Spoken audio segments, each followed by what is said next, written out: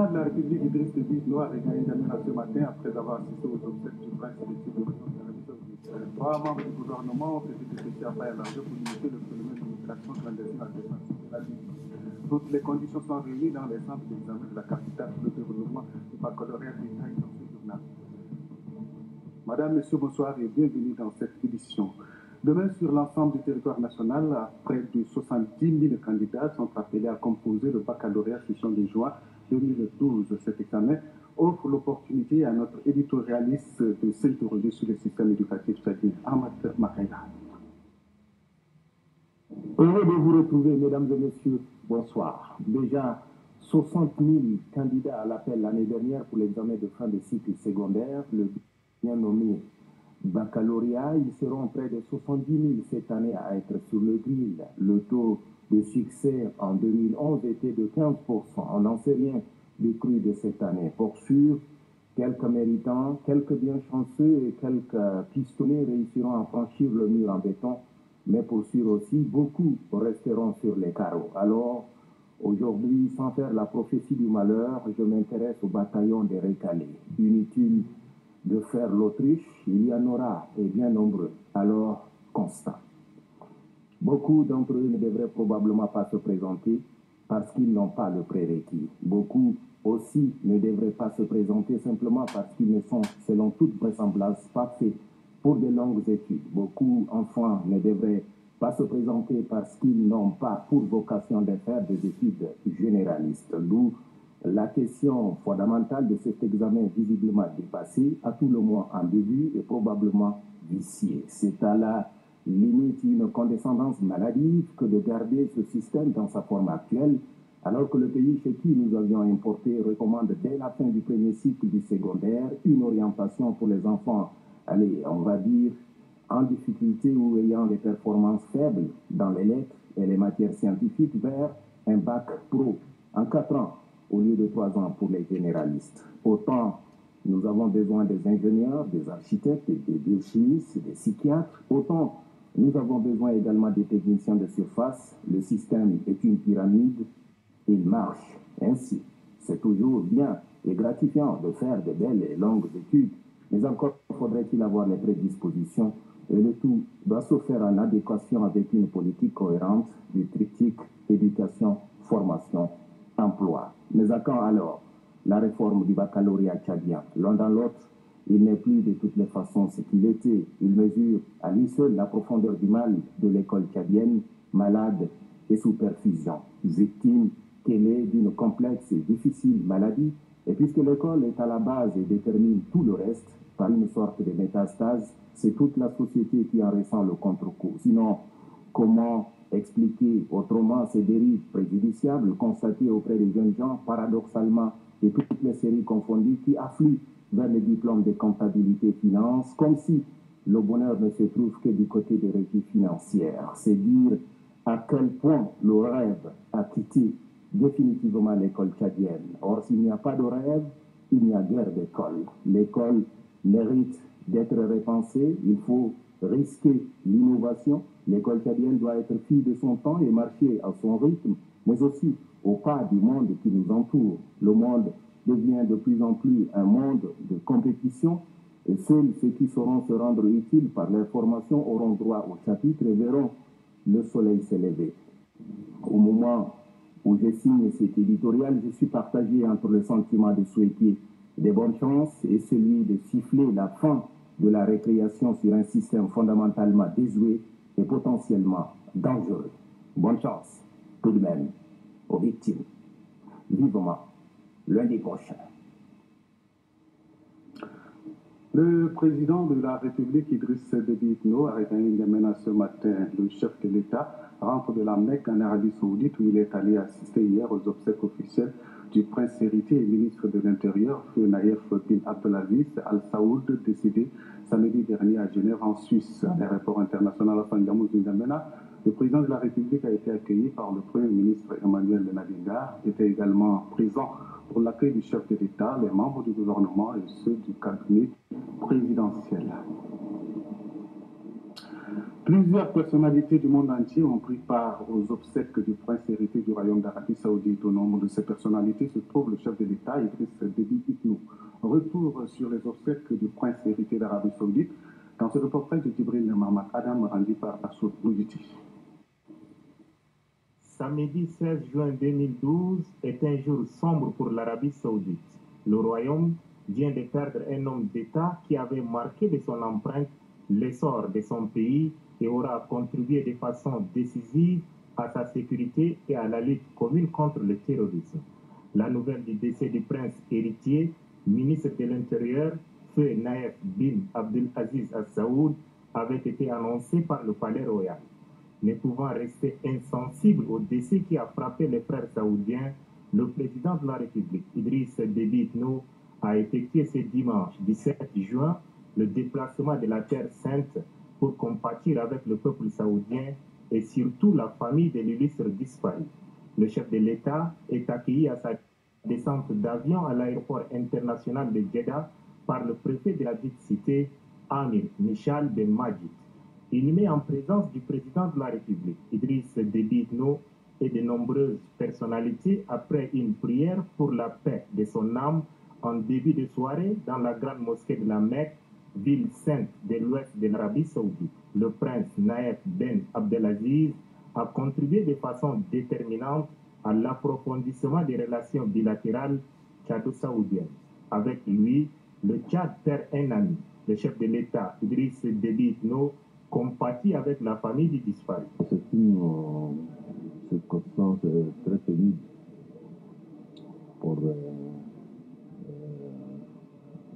tout le peuple de l'Arabie Saoudite, et particulièrement pénible pour toute la famille, en commençant par Abdallah, tous ses frères et toute sa famille. Je suis venu donc naturellement présenter mes condoléances à la famille, au nom du peuple tchadien et du gouvernement du Tchad. Présenter donc mes condoléances à la famille. Demi-frère du roi Abdallah, Naïef Ben Abdelaziz Al Saoud, est né à Taïf en 1934. Il avait été nommé gouverneur de Riyad à l'âge de 20 ans avant de devenir vice-ministre de l'Intérieur en 1970, puis ministre de l'Intérieur en 1975 et prince héritier en octobre 2011.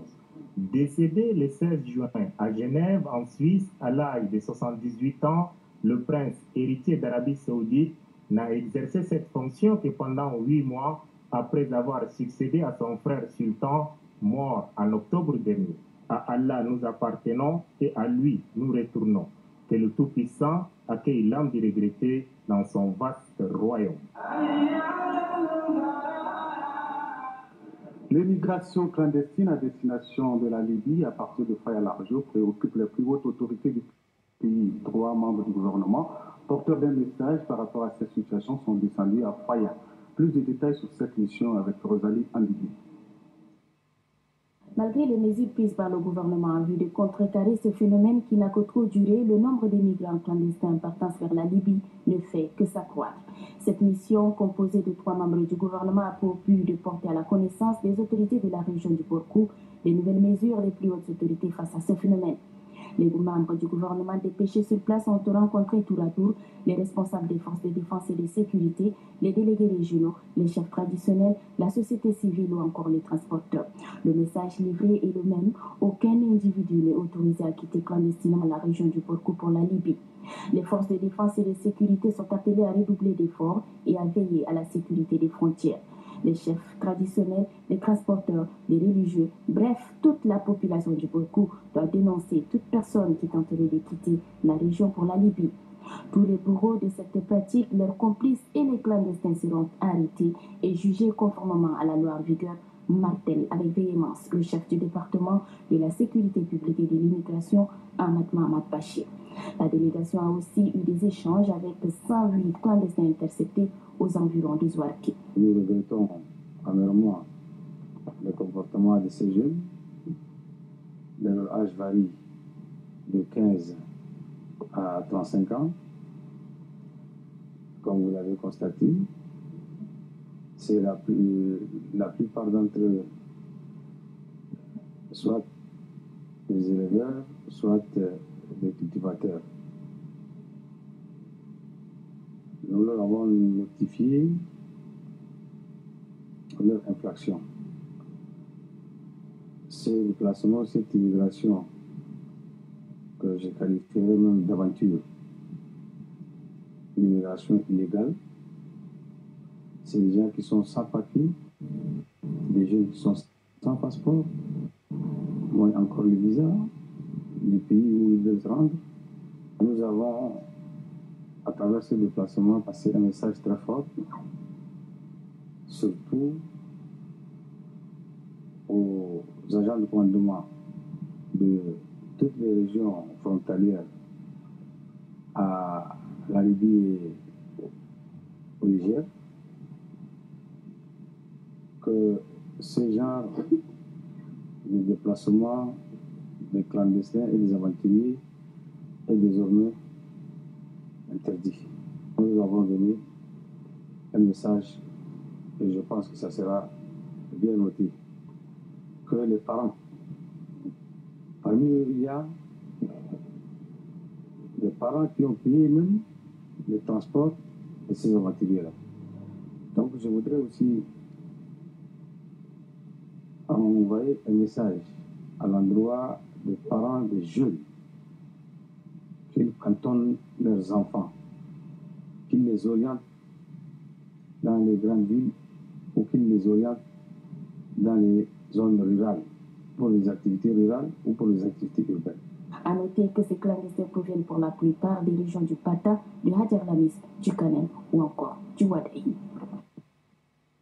Une session de formation des parajuristes a été ouverte ce matin au CEFOD. Ces parajuristes vont servir à l'est du pays. Pour plus de détails, suivez ce reportage de Adou Delkader.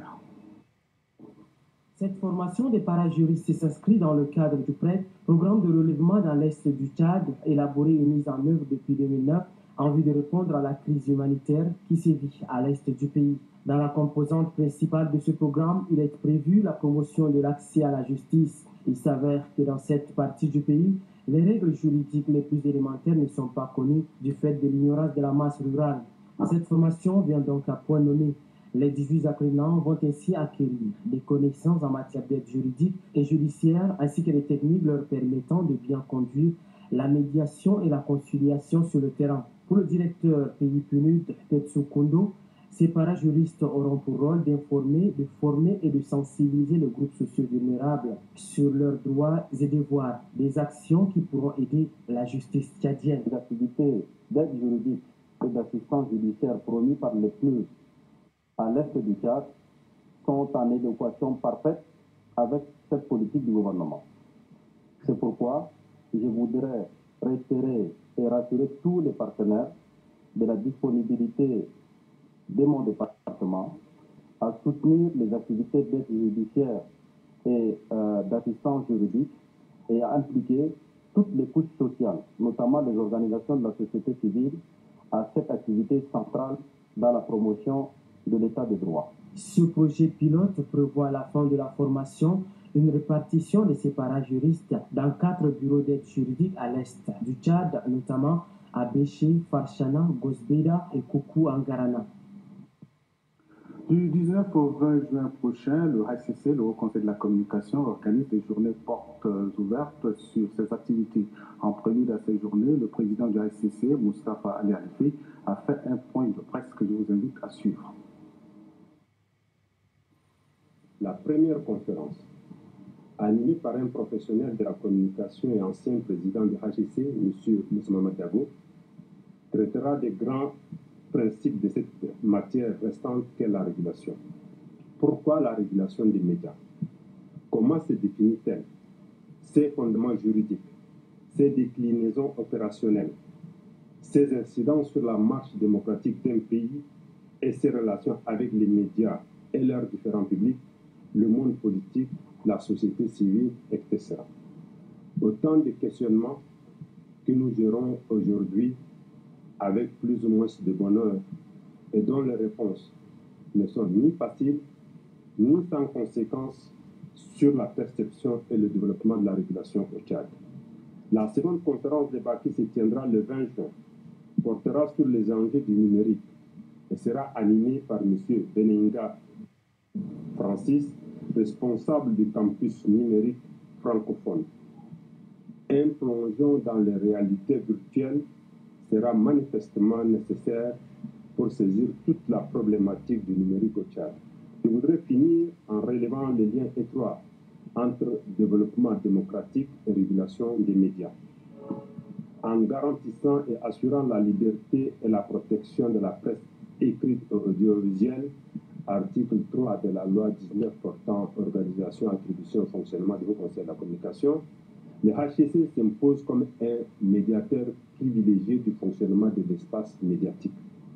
Il est certes une voie de recours en cas de violation du dispositif normatif mis en place par l'État. Il est davantage un instrument de qualification de la presse nationale dans l'intérêt de la démocratie, de la paix et de la cohésion sociale. C'est le pari de la régulation au Tchad. Et l'organisation des journées portes ouvertes, objet de ces points de presse, contribuera à une lecture plus objective de cette ambition. Le ministre de l'Agriculture et de l'Irrigation, Jimé Adoum, a fait un point de presse cet après-midi. Ce point de presse est relatif aux efforts que fournit le gouvernement pour assurer la sécurité alimentaire aux populations tchadiennes. Je vous propose un extrait de ce point de presse. Nous avons en ce moment, au jour d'aujourd'hui, 735 nouveaux tracteurs déployés dans 20 régions du pays, soit 118 localités sur l'ensemble du territoire. À cela s'ajoutent naturellement les 202 tracteurs qui étaient déjà sur le terrain depuis l'année dernière. Nous disons aussi que nous rappelons à nos auditeurs que la région du lac n'a pas encore été servie et elle sera servie la semaine prochaine. D'autres régions qui n'ont pas nécessairement bénéficié de toute leur dotation sont la Tangilé Ouest, le Hadjer Lamis, le Chari-Bagirmi, le Bata, le Salamat et le Nedi. Ceux-là, ils ont déjà des tracteurs, mais seront servis en intégralité, disons, vers la mi-juillet. À cela s'ajoute le carburant, c'est-à-dire le programme Labour, est accompagné, disons, dans le cadre de la subvention, et accompagné aussi par le carburant. Donc, 21 régions du pays ont été déjà servies avec le premier tiers du stock de carburant pour la campagne 2012-2013. Nous encourageons l'implication de tout le monde. Et nous disons à tout un chacun de s'en tenir au strict respect des procédures pour que ce programme Labour ait un succès retentissant. Nous encourageons les cadres du pays à s'investir, n'est-ce pas, dans cette agriculture-là, car l'État certainement offre des opportunités et la sécurité alimentaire est l'affaire de tout le monde, de nous tous.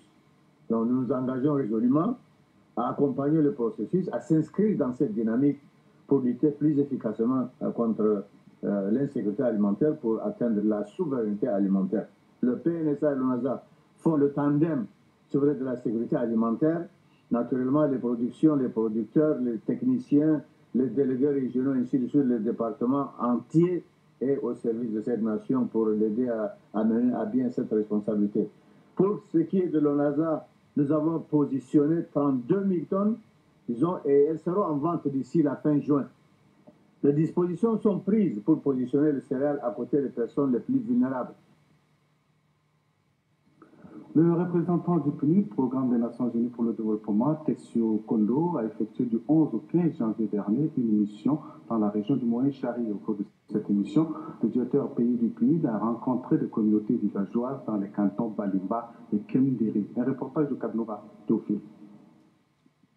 La région du Moyen-Chari dispose des ressources naturelles dont l'exploitation rationnelle génère des revenus pour la prise en charge des ménages. Cette vision est aussi celle des communautés des cantons Balimba et Kemdere qui se sont constituées en association de développement pour mettre en valeur les graviers et les noix de karité. Ces initiatives communautaires sont soutenues par le Programme des Nations Unies pour le Développement PNUD qui œuvre pour le bien-être des communautés rurales. Pour se rendre compte de l'évolution des activités et évaluer les besoins des équipes de pilotage de l'Union des groupements d'exploitation des carrières de canton Balemba et du projet d'appui à la réduction de la pauvreté et de l'insécurité alimentaire de Kembere, que le directeur pays du PNUD, Tetsio Kondo, et sa délégation se sont rendus dans les deux localités. La délégation a échangé avec les responsables de dix groupements pour circonscrire les difficultés qui entravent le bon fonctionnement de leurs activités. Après les villages Balimba et Kembere, la délégation conduite par le représentant du PNUD s'est rendue à l'hôtel de ville de Sarr pour suivre le lancement du processus d'élaboration du plan de développement régional du Moyen-Chari.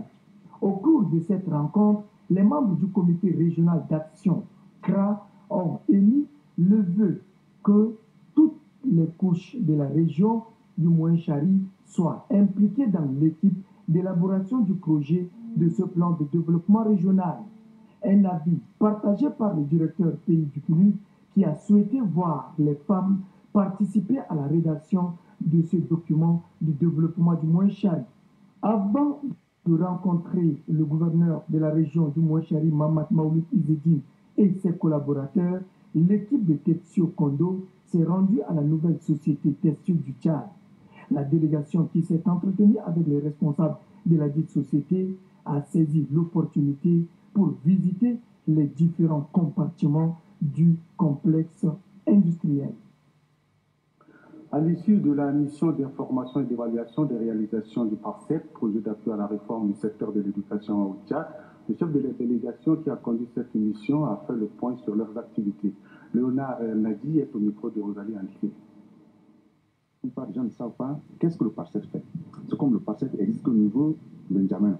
Or, beaucoup de choses ont été faites sur le terrain, telles que les établissements, la construction des établissements, les points d'eau pour les élèves, les latrines pour les élèves, la distribution des manuels sur le terrain. Et la mission est venue à point nommé. Ça permet de montrer à tout le monde ce que le PARCEP a eu à faire.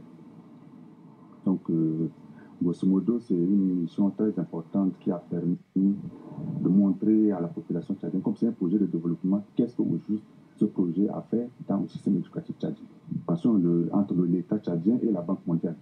Et tout le monde souhaite que ce projet soit renouvelé. Le plan d'action de la Première Dame relatif à la prévention de la transmission du VIH-Sida de la mère à l'enfant, de la violence basée sur le genre et la santé de la reproduction a été positivement apprécié au cours d'une journée de concertation tenue dans la zone méridionale. Cette journée de concertation vise le développement des stratégies appropriées. Adoubé Hortense nous en dit plus. Les leaders et décideurs locaux ici réunis s'approprient du plan d'action de la Première Dame relatif à la transmission du VIH-Sida de la mère à l'enfant, la violence basée sur le genre et la promotion de la santé de la reproduction et s'engagent à s'impliquer dans sa mise en œuvre. C'est pourquoi ils se concertent sur des stratégies et méthodes appropriées pour mieux informer et sensibiliser leurs populations respectives. Chaque communauté représentée propose des stratégies proportionnelles aux moyens de communication qu'elle dispose. Si certains représentants optent pour les médias, la projection des films et des pièces théâtrales pour faire passer le message, d'autres sollicitent la réalisation des dépliants, des affiches et des banderoles. Les leaders religieux, pour leur part, promettent organiser une sensibilisation de masse dans les églises et les mosquées. Nous allons nous battre corps et âme pour tout faire passer le message du fin fond de notre département. Je vais convoquer une réunion avec les associations et les groupements de femmes pour leur transmettre ce que j'ai bénéficié ici. La cible, c'est surtout les femmes en âge de procréer, les femmes enceintes. Donc, ils envoient ces gens-là, après la communication sociale, utiliser les services de dépistage volontaire. Toutes ces initiatives sont encouragées par le secrétaire général de la région du Logone occidental. Je me réjouis de la clairvoyance et de la pertinence avec lesquelles vous avez identifié les problèmes spécifiques du Mayo-Kébi Est, du Mayo-Kébi Ouest de la Tangilé et du Logone occidental et les solutions que vous proposez d'apporter au niveau de vos communautés respectives comme contribution à la résolution de ces problèmes. Pour mieux s'engager dans les actions prévues, les participants recommandent, entre autres, des formations en matière d'animation et de sensibilisation, des moyens roulants et des moyens de sonorisation. Comme vous le savez, demain, les candidats au baccalauréat vont composer sur l'ensemble du territoire national. À la veille de cet examen, le président du jury du bac, Abakar Mohamed Tahir, a fait un point de presse. Il est au micro de Mara et Joséphine. Cette année, le gouvernement, soucieux du devenir de la jeunesse tchadienne, où qu'ils sont, organise pour la première fois le bac à l'étranger pour la grande communauté tchadienne à Jeddah, en Arabie Saoudite.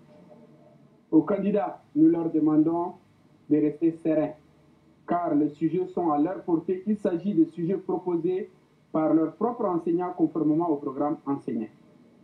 Également, nous réitérons une fois de plus l'accès en salle du téléphone portable est formellement interdit pour les candidats et pour les surveillants.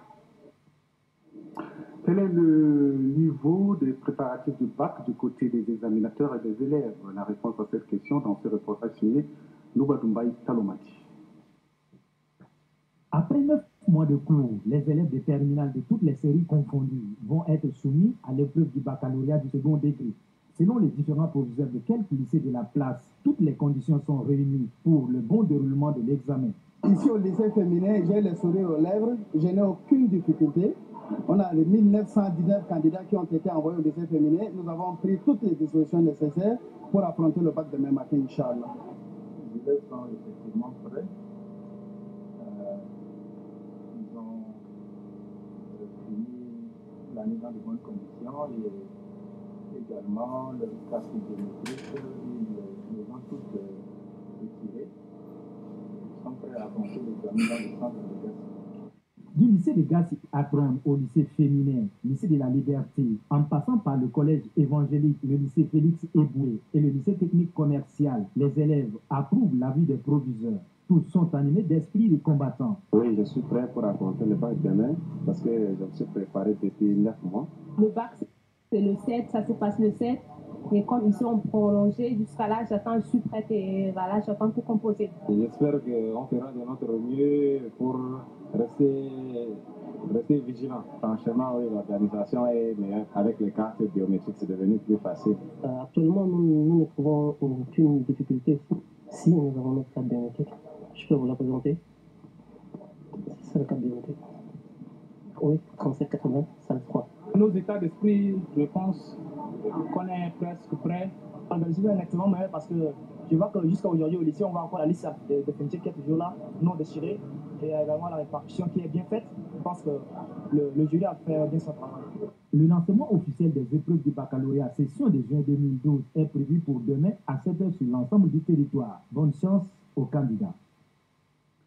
Après avoir participé du 30 mai au 15 juin dernier en Turquie à la compétition olympiade internationale de langue turque, le jeune tchadien Mohamed Ramadan Erdebou, élève en classe de 4e au complexe international scolaire tchado-turc, vient de regagner le pays hier dimanche 17 juin avec une médaille en or dans sa valise de retour. Avec cette médaille d'or obtenue grâce au jeune Mohamed Ramadan Erdebou, le Tchad est premier sur 45 pays africains, 4e sur 135 pays ayant participé à cette rencontre. Il faut signaler que ce sont 1500 élèves de 135 pays qui ont pris part à cette compétition. La médaille sera remise au ministre de la Culture le 25 juin prochain au Musée national. Le groupe de professionnels pour un développement urbain durable a tenu hier son assemblée générale constitutive. Un bureau a été mis en place à l'issue de cette assemblée générale. Le groupe de professionnels est composé de 11 actionnaires. Les détails avec Marali Joséphine. Le groupe des professionnels pour un développement urbain durable est la toute première agence immobilière moderne au Tchad. Elle est créée pour accompagner le gouvernement dans sa politique d'urbanisation enclenchée ces dernières années, sensibiliser et former la masse contre la problématique des occupations anarchiques des espaces, promouvoir les compétences nationales et mener des études techniques multidisciplinaires sont entre autres les objectifs recherchés par le GPD. Pour permettre à ce regroupement d'atteindre ses objectifs, des stratégies sont adoptées. Lesquelles stratégies sont basées sur la signature des conventions avec les organisations sœurs, la création d'une banque de données et l'élaboration d'une bonne politique de vulgarisation et de communication.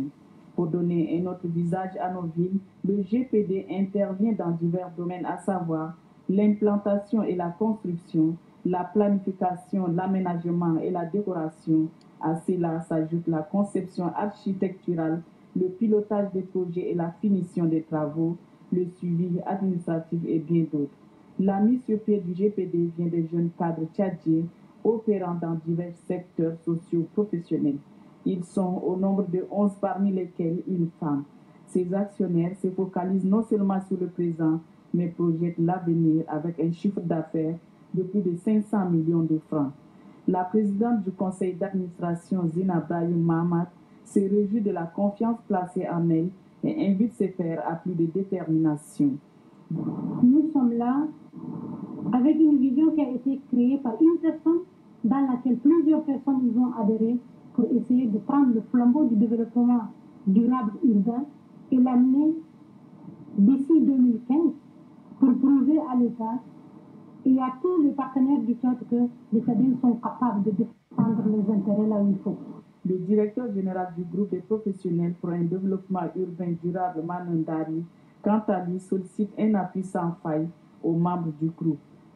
La meilleure des bonnes choses, c'est celle d'avoir pu convaincre autour d'un idéal qui peut aussi unanimement adhérer tout le monde.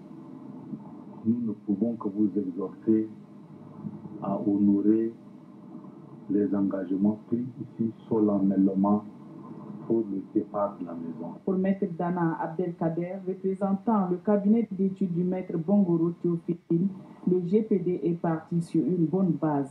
Nous avons respecté les normes de l'acte uniforme de l'OADA en essayant de mettre sur place un conseil d'administration et le conseil a essayé à son côté de désigner les membres de l'instance dirigeante de la société.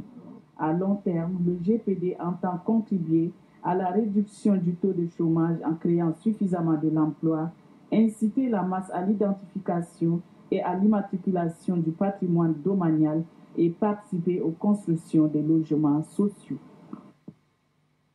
Point final à cette édition. Passez une excellente soirée. Je vous retrouve demain à 16h et à 20h. Au revoir.